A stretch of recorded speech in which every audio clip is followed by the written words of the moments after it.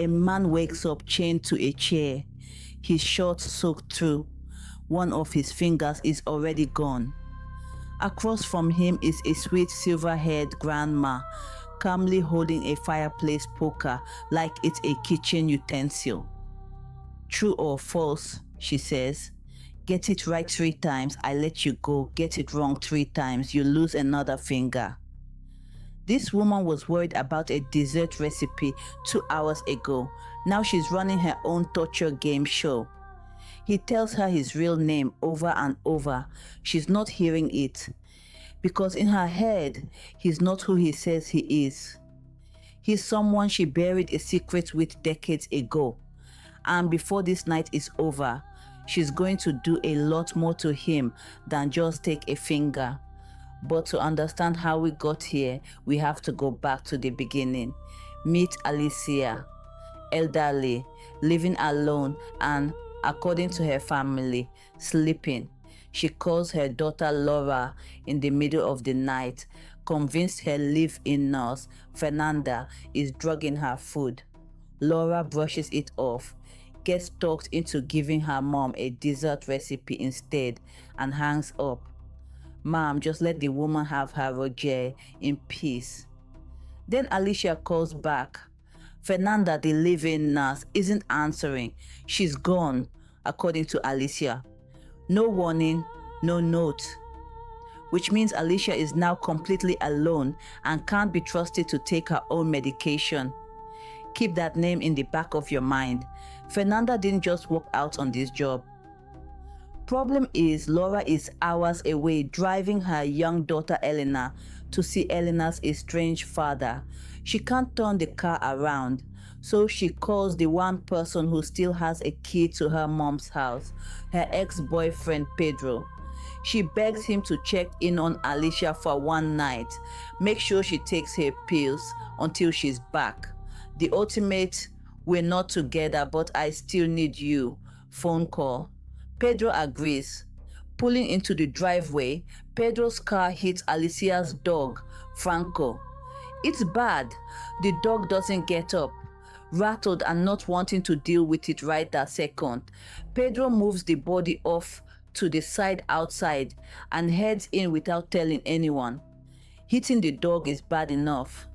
Hiding the dog is a choice that's going to come back around.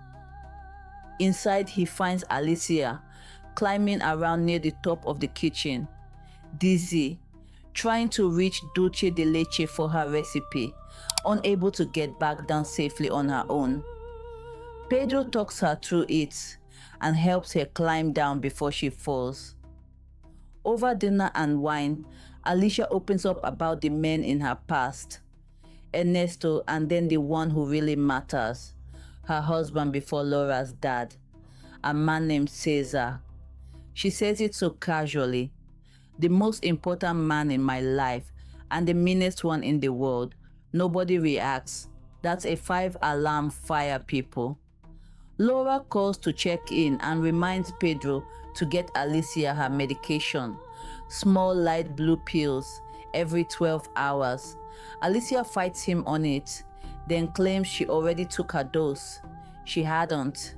She lied straight to both of their faces. The oldest trick in the book. Yes, Mom, I definitely took my pills. As the night goes on, Alicia starts talking to Pedro differently. Softer, flirtier, calling back to old memories that don't belong to him. At one point, rattled by how strange the nights got on, Alicia actually opens the front door and tells him he can leave. She hands him the exit and he doesn't take it. Pedro doesn't go. He's worried about leaving her alone in this state. He stays. That decision cost him everything. Would you have walked out that door the second she opened it, or stayed to make sure she was safe? Drop a comment below. Without warning, Alicia knocks Pedro out cold. He wakes up chained to a chair in the living room, and Alicia is a completely different person. She's not confused anymore. She's methodical. She's playing a role. She invents the true or false game. Get it right 3 times. Win your freedom. get it wrong 3 times, lose a finger. Through it, a horrifying memory spills out of her. Not delusion, a real story. Decades ago, she and a man named Cesar took in a neighbor's little boy who didn't want to stay with them. Cesar covered his mouth so he wouldn't scream, and the boy died. When the boy's mother, a woman named Graciela, came looking for him, they killed her too and buried both bodies in the garden, protected by friends in the police or the army who made sure nobody ever asked questions. This is not what I signed up for when I agreed to watch crazy grandma content. Pedro insists over and over that he isn't Cesar, that he's Pedro Brusone, Laura's ex. She doesn't care. She loses one of his fingers as punishment for a wrong answer.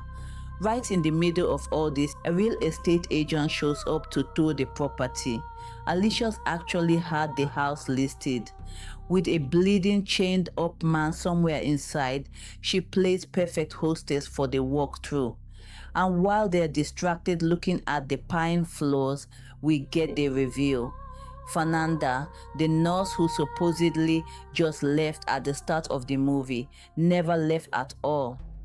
Alicia killed her and has been hiding the body in the house this entire time, working around it to keep the showing going.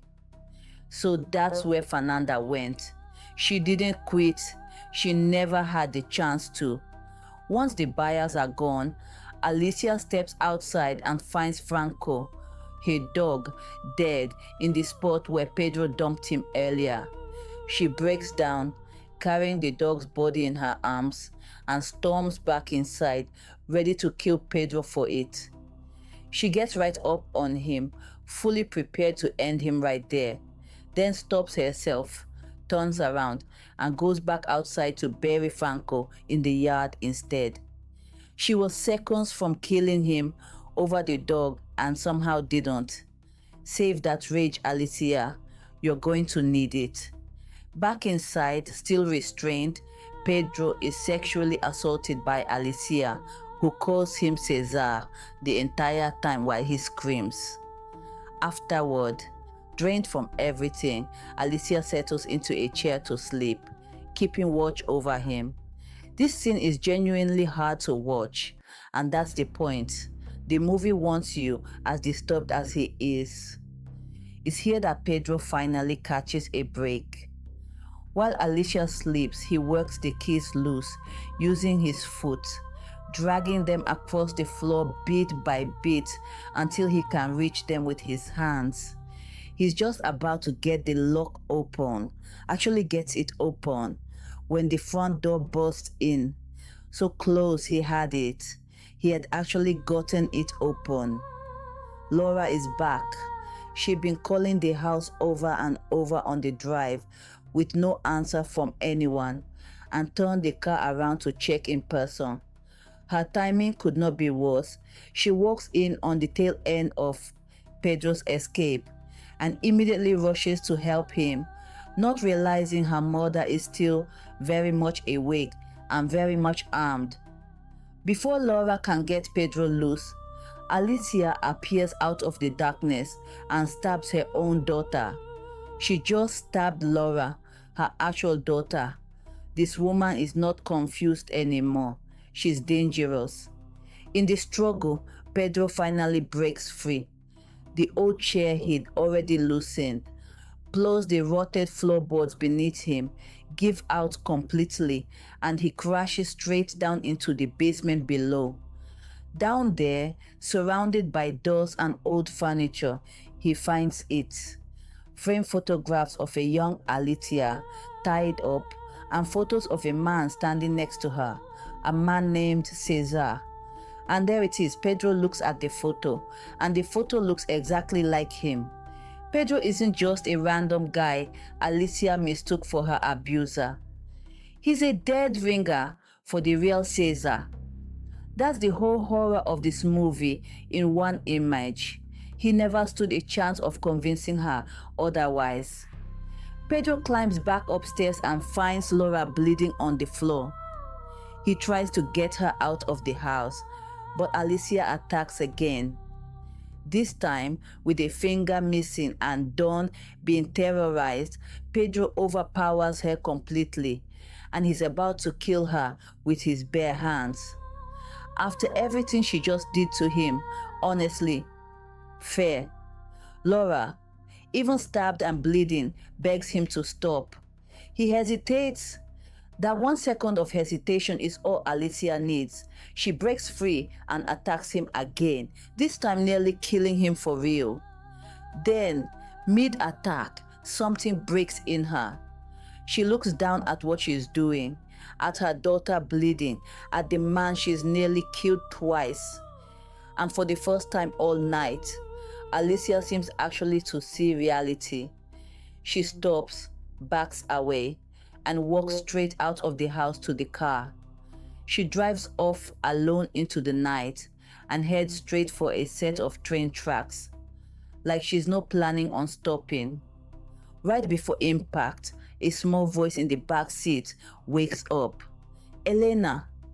She'd been asleep back there the whole time. Alicia freezes, pulls over just before the crossing, gets out of the car, and walks away into the dark, leaving Elena alone inside it. That ending is brutal, specifically because it refuses to give you closure. Comment below, do you think Alicia was trying to end her own life at those tracks, or was she still lost somewhere in her own head the whole time? Crazy Old Lady isn't really about an old woman losing her mind. It's about a trauma that got buried in a garden decades ago and never actually stayed buried. If you're into one location nightmares that get under your skin as this one did, hit that subscribe button and join the Rehab crew, because trust us, we've got a lot more houses you should never agree to house sit for.